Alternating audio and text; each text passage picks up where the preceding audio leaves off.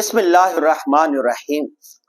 نوجوانوں کو، نئی جنریشن کو جو چیزیں تباہ و برباد کر رہی ہیں ان میں سے ایک نشہ ہے۔ مختلف قسم کے نشے ہیں، مختلف قسم کے فلیور ہیں۔ جب نوجوان اس کے عادی ہو جاتے ہیں، اس کی لت پڑ جاتی ہے، پھر ان کی جوانیاں بھی تباہ ہو جاتی ہیں، ان کی صحت بھی تباہ ہو جاتی ہے، ان کا دماغ بھی خراب ہو جاتا ہے۔ وہ اندھے غار میں چلے جاتے ہیں جہاں سے واپسی ناممکن ہوتی ہے۔ کیس اسٹڈی کے طور پر میں دو واقعات آپ کے سامنے رکھتا ہوں۔ دو ایسے نوجوانوں سے میں ملا ہوا ہوں۔ ایک سے میری ملاقات ناظم آباد کے ایک نفسیاتی ہسپتال میں ہوئی تھی۔ اس کے والد نے روتے ہوئے بتایا کہ اس کو پاکستان کے تمام بڑے ہسپتالوں میں دکھایا گیا، اس پر لاکھوں روپے خرچ ہو چکے ہیں، کوئی عامل خواہ جعلی ہو یا اصلی ہو نہیں چھوڑا۔ عطائی حکیموں سے لے کر حکیم اجمل خان کے پوتے تک سب کو دکھایا، لیکن بیمار ہے کہ ٹھیک ہو کے نہیں دے رہا۔ وہ پوری رات کھانستا رہتا ہے، بعض اوقات کھانستے کھانستے اس کا سانس بند ہو جاتا ہے، کبھی کبھار بلغم کے ساتھ خون بھی آنے لگتا ہے۔ معلوم ہوا کہ پھیپھڑے سگریٹ نوشی اور دیگر نشہ آور اشیاء کی وجہ سے خراب ہو گئے ہیں۔ ان کے ظاہری حالت بھی قابل رحم تھی، بڑھے ہوئے بال، مونچھیں لمبی لمبی منہ میں آ رہی تھی، لمبے ناخنوں میں گندگی، میلے کچیلے کپڑے قریب سے گزرے تو بدبو کے بھپکے، ناک کے نتنوں سے نکلتے ہوئے بال، پیلے دانت، گرد و غبار سے آلودہ چہرہ، لڑکھڑاتی اور ڈگمگاتی ہوئی چال، نیم خوابیدہ ویران آنکھیں، پوپلے منہ سے اول فول بک رہے تھے، اور دیوانوں والی حرکتیں، شلوار کا ایک پانچہ گھٹنے کے قریب تو دوسرا ٹخنے سے نیچے۔ کھانا کھاتے وقت سالن منہ کے ارد گرد پھیل جاتا، اس کے بعد اس کی بونگیاں سننے والی ہوتی۔ اس کے والد نے کہا کہ یہ میرا بچہ 9ویں جماعت تک پڑھا، پوزیشن ہولڈر تھا، بری صحبت کی وجہ سے چند نوجوان تھے ان کے ساتھ ملا، ان میں سے ایک نشے کا عادی تھا۔ اس نے کہا یہ سگریٹ کا ایک کش لے لے۔ اس نے پہلے انکار کیا، بہرحال دوستی کی وجہ سے ایک کش لے لیا، اس کو اچھا لگا، پھر دوسرا کش، تیسرے دن ایک سگریٹ پی لی، پھر دو پی لی، پھر تیسری، پھر ہیروئن کا نشہ کرنے لگا، پھر افیون پینے لگا، پھر شیشہ پینے لگا، یہاں تک کہ مختلف منشیات کا شکار ہو گیا۔ گھر میں رات کو دیر سے آنے لگا، جب اس کو سمجھایا گیا، بتایا گیا تو وہ نہیں مانا اور پھر گھر سے بھاگ گیا۔ کہاں پڑا رہا خدا جانے۔ 1 مہینے کے بعد وہ ملا، اس کے بعد سے علاج کروانا شروع کیا ہے، لیکن یہ بچہ ہے کہ ٹھیک ہو کے نہیں دے رہا۔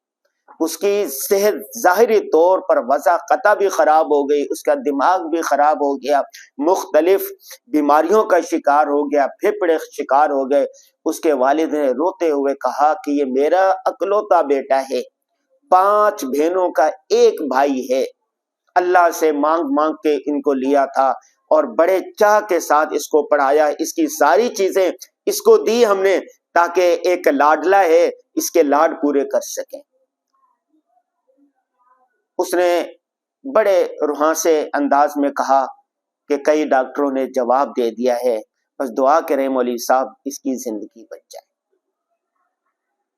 میں ایک اور نوجوان کا واقعہ سناتا ہوں، اس کا نام عباس تھا۔ اس کا بھائی میرا دوست تھا۔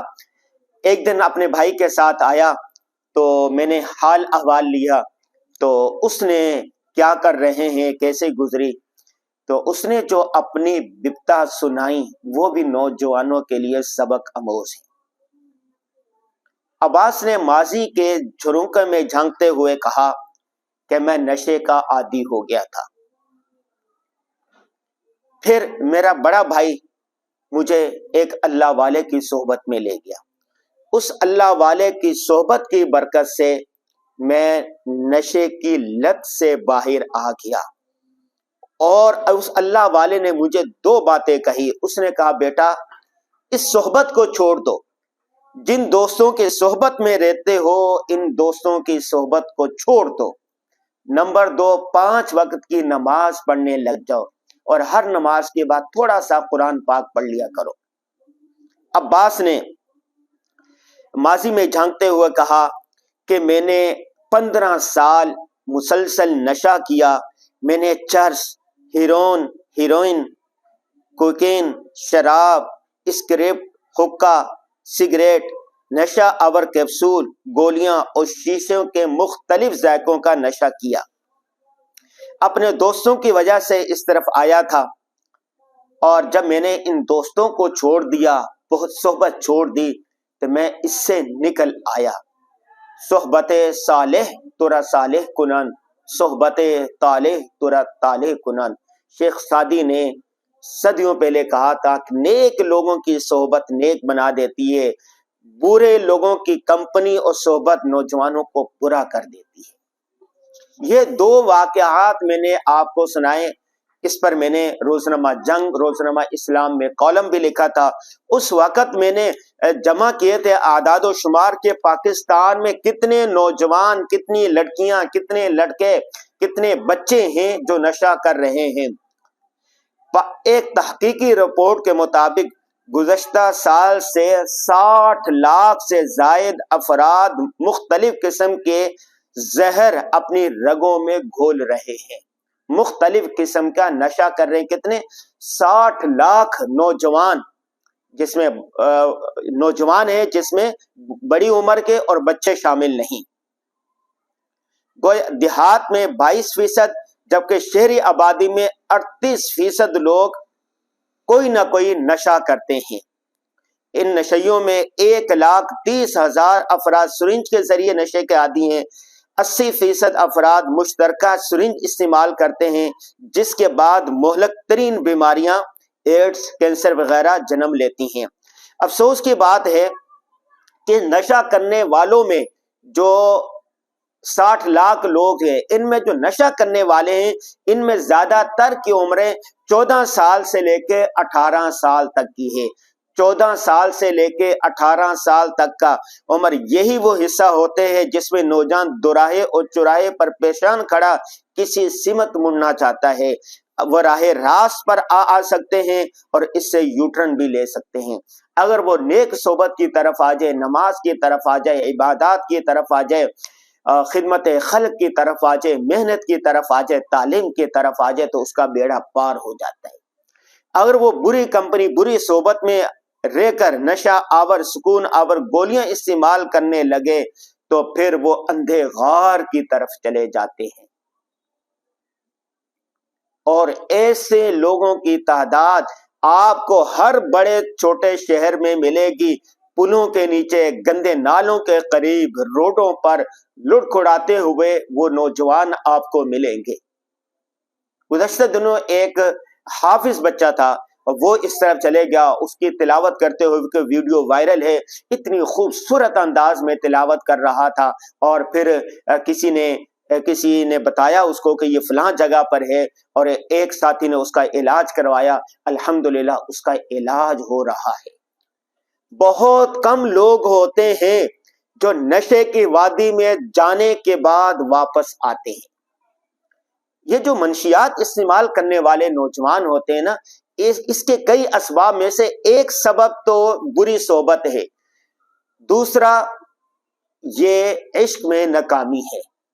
جیسے ڈرامے دیکھتے ہیں، جیسے فلمیں دیکھتے ہیں، اس میں عشق میں ناکامی ہو جاتی ہے اور پھر وہ منشیات کا استعمال شروع کر دیتے ہیں۔ رنگین خوابوں میں دیکھتے ہیں، جب رنگین خواب نہیں پورے ہونے لگتے تو اس کے بعد نشہ کرنے لگتے، غم بھلانے کے لیے مختلف نشوں کا سہارا لیتے ہیں، اور غم پھر بھی نہیں بھولتا، بیماری بڑھتی گئی، جوں جوں علاج کیا۔ قرآن کہتے ہیں الا بذکر اللہ تطمئن القلوب، خبردار دلوں کا اطمینان اللہ کے ذکر میں ہے۔ اگر وہ نوجوان اللہ کی طرف آ جائیں، روحانیت کی طرف آ جائیں، یا کسی اللہ والے کی صحبت میں آ جائیں، کسی مدرسے کی طرف آ جائیں، تو اس کے بعد ان کی زندگیاں بدل جاتی ہیں۔ اب آخر میں کرنے کے چند کام۔ پہلا کام کرنے کا ہے حکومت کے کرنے کا کام ہے کہ نشے کی روک تھام کے لیے ہر سطح پر کوششیں کی جائے. حکومت شراب کو، سگریٹ کو، شیشوں کو، مختلف نشوں پر پابندی لگائے. ان کے جو لائسنس جاری کرنے والے ہیں ان کو پکڑ کر جیلوں میں جا رہے، جو نوجوانوں کو تباہ کر رہے ہیں. نمبر 2، گھریلو سطح پر والدین اپنی اولاد کو نشہ آور چیزوں کو قریب بھی نہ پھٹکنے دیں. اپنے دوستوں کی، اپنے بچوں کے جو دوست ہیں ان پر نگاہ رکھیں. نمبر 3، دین اسلام نشے سے بچاؤ کی تعلیم دیتا ہے. علماء کرام کو چاہیے، مذہبی اسکالر کو چاہیے، ائمہ مساجد کو چاہیے کہ نشے کی خرابیوں پر، تباہیوں پر بیانات کریں، اپنی مواعظ میں لے کر آئیں. اس وقت نشہ بنانے، فروخت کرنے اور پینے والوں کے لیے برے اور خوفناک انجام کی خبریں ہیں. اساتذہ کرام کو چاہیے کہ وہ اس موضوع پر لیکچر دیں. بچوں کی تعلیم سے زیادہ تربیت کی ضرورت ہے. کچے ذہنوں کو اس سے آگاہ کریں. اگر آپ لوگوں نے اپنے بچوں کو خود بچانے کی کوشش نہ کی تو معاشرے کا، اس علاقے کا جو بدترین فرد ہوگا وہ آپ کے بچے کو اچکل لے جائے گا. وہ بچہ آپ کے ہوتا ہوا آپ کے نہیں ہوگا. یہ میں نے ایک تحقیقی رپورٹ لکھی ہے، آج دوبارہ اس کو روزنامہ اسلام، روزنامہ جنگ اور دیگر مختلف اخبارات اور رسائل جرائد میں دیا جائے گا. آپ نے آج سے اپنے گھر والوں کے، اپنے نوجوانوں کو، اپنے جاننے والوں کو مختلف نشوں سے بچانے کی کوشش کرنی ہے. تعلیم سے زیادہ تربیت پر فوکس کرنا ہے، ورنہ نشوں نے نوجوانوں کو تباہ و برباد کر کے رکھ دیا ہے.